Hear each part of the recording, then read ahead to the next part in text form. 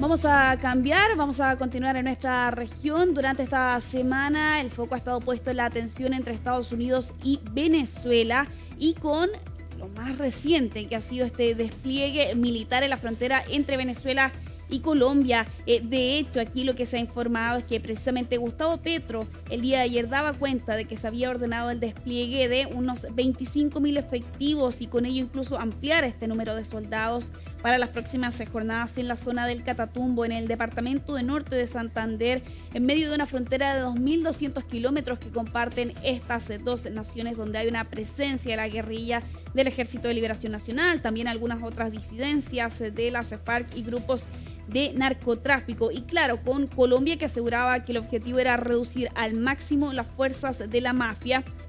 Y eso llevaba el día de ayer por la tarde-noche a Nicolás Maduro entregar su agradecimiento a su par colombiano, y es donde algunos analistas incluso aquí aseguran que precisamente la posición de Colombia es compleja porque hasta este momento Bogotá no ha reconocido el resultado de las actas tras las elecciones en Venezuela del año pasado, pero de todas formas mantienen una cooperación diplomática y militar con el régimen. Otros analistas hablan de un mensaje confuso de parte de Bogotá. Lo cierto, y ya se los mencionaba anteriormente, Venezuela también movilizó a la frontera unos 15.000 uniformados anunciados a inicios de esta semana, cuando se suma este otro antecedente en medio de las tensiones geopolíticas que hemos visto bajo la acusación de Estados Unidos de que Nicolás Maduro lidera el cartel de los soles. ¿Qué dijo precisamente el líder del régimen? Lo vamos a revisar en parte de las declaraciones que pronunció. Presidente Gustavo Petro ha dado una orden hoy de reforzar con 25.000 hombres un nuevo pie de fuerza toda la zona del Catatumbo colombiano. Así que la coordinación de la zona binacional número 1 avanza para bien de la soberanía, la paz y el futuro de prosperidad de nuestros pueblos fronterizos. Nuestra tierra la vigilamos, la cuidamos y la preservamos nosotros, venezolanos y colombianos, unidos por la paz, por la prosperidad y por la soberanía. Vamos a continuar conexión global en Europa, específicamente en Francia, donde se cierne la incertidumbre política respecto de lo que vamos a ver en las próximas semanas, en los próximos días del mes de septiembre, en medio del debate por el presupuesto del 2026. Pero eso además se suma también esta votación de moción de confianza que el propio primer ministro de este país hacía un llamado hace algunos días atrás para someter la votación en la segunda semana del mes. Bueno, precisamente en medio de ese contexto es que el presidente francés Emmanuel Macron ha descartado dimitir. Estas son parte de las declaraciones que entregaba durante esta jornada junto al canciller alemán Friedrich Merz, donde lo que señalaba Macron precisamente en esta comparecencia ante la prensa es que todos los partidos deben asumir sus responsabilidades para garantizar la estabilidad política y económica del país, negando que su puesto pueda estar en juego y que de hecho él aspira a ejercer su mandato hasta el final y que por tanto no va a abandonar el cargo antes del 2027, fecha en la que está prevista por lo demás elecciones en ese país. Y en esa misma línea Macron hacía este llamado a encontrar vías de acuerdo ante la posibilidad de que pueda caer el gobierno de Bayrou prontamente en medio de esta moción de confianza a la que se va a someter su gobierno el próximo 8 de septiembre. Todo esto a raíz del debate por el presupuesto del 2026, donde ya se anunciaban recortes radicales de 44.000 millones de euros, particularmente con allí algunas medidas bastante impopulares como la eliminación de 2 días de feriado,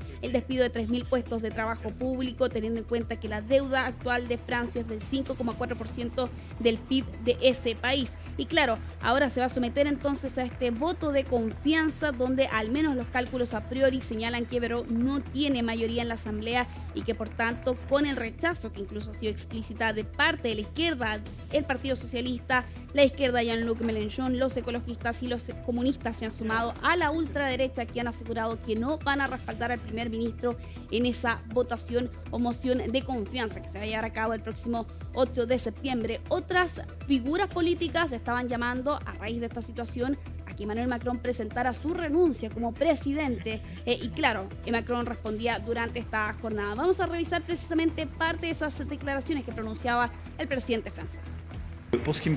En lo que a mí respecta, creo en la democracia. La democracia consiste en que la gente vote por un presidente determinado. El mandato que me ha sido otorgado por el pueblo francés y por nadie más es un mandato que se cumplirá hasta el final de su periodo, de acuerdo con el compromiso que asumí con el pueblo francés, incluso con el debido respeto a quienes han sido derrotados varias veces en estas mismas elecciones.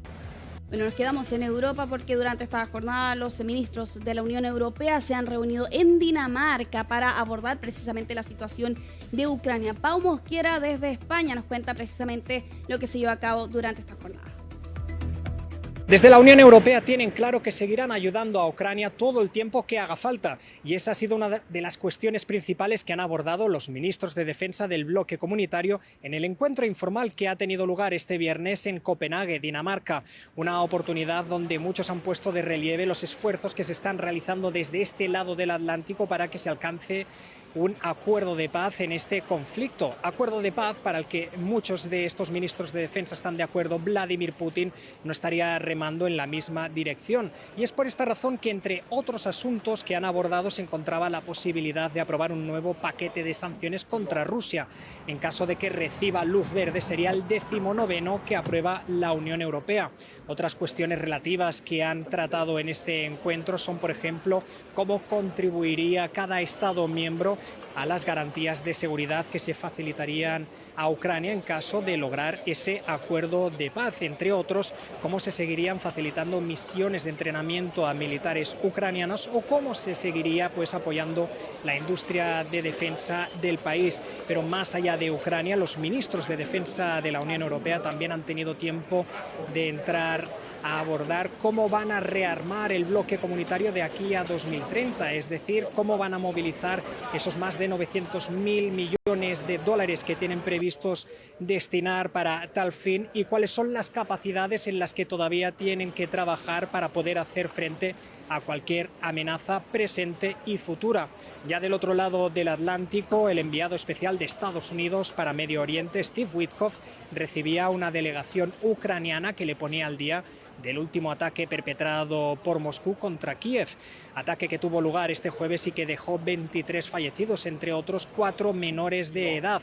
El jefe de la oficina del presidente de Ucrania, Andriy Yermak, aprovechaba también para insistir en la necesidad de alcanzar ese deseado acuerdo de paz, que se pueda llegar a materializar un encuentro de líderes al más alto nivel y sobre todo le extendía una invitación para que pueda visitar Ucrania lo antes posible.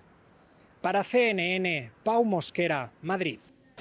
Vamos a continuar en Pakistán en esta revisión de las noticias internacionales debido a las inundaciones bastante graves que se han extendido durante esta última semana y donde ya se reportan 28 personas fallecidas y 1,4 millones de personas afectadas producto de estas inundaciones en la provincia pakistaní de Punjab, al este del país, donde se han desbordado 3 ríos producto de las lluvias monzónicas y el deshielo de los glaciares. Aquí las autoridades hablan directamente de niveles de caudal de los ríos excepcionalmente altos, que ha llevado a que 1.800 aldeas hayan resultado con algún tipo de inundación durante esta semana. Las autoridades reconocían hoy más temprano que por primera vez se enfrentan a un desastre de tal magnitud como lo ven ustedes allí en las imágenes. Avanzamos, vamos a continuar en Estados Unidos con estas imágenes que llevan del rescate de un piloto que se estrelló allí frente a las costas de Carolina del Norte, frente a Oak Island el día de ayer. Y con esta aeronave que se sumergió, de hecho lo están viendo ustedes allí en parte de los registros de esta semana, y donde el personal de emergencia tuvo que llegar hasta este lugar para hacer frente a esta emergencia. Aquí, y lo ven ustedes en parte de las imágenes del rescate, esta persona pudo sobrevivir por esta pequeña bolsa de aire que quedó precisamente en la parte trasera de esta aeronave, y es allí donde pudo estar respirando más bien hasta que pudiera llegar el personal de emergencia necesario para poder rescatarlo frente a esta emergencia que enfrentaba durante esta semana. Bueno, ¿qué ocurrió aquí? Se ha mencionado que ocurrió una falla en el motor y allí intentó realizar este aterrizaje de emergencia en el océano. Afortunadamente logró sobrevivir esta persona pese a esta situación bastante compleja que debió atravesar tras haberse estrellado en el mar allí en las costas de Estados Unidos.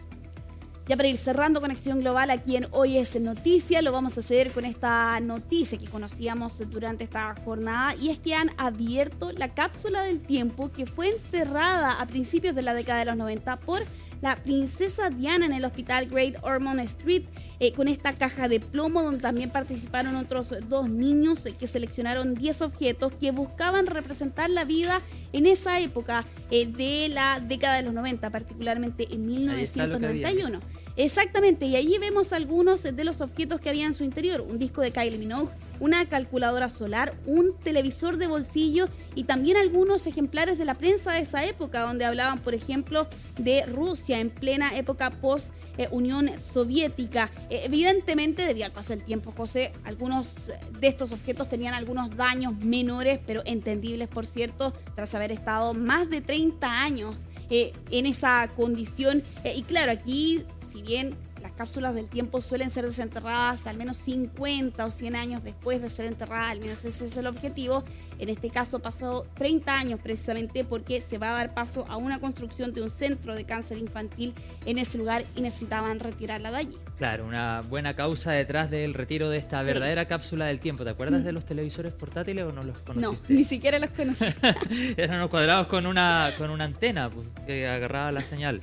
Ahí es nuestro director Carlos Omeña, claro, si se acuerda. Yo también me acuerdo. Bueno, va a pasar el tiempo, sí, de la edad que tenemos. por lo demás. Ahí va a ver la diferencia.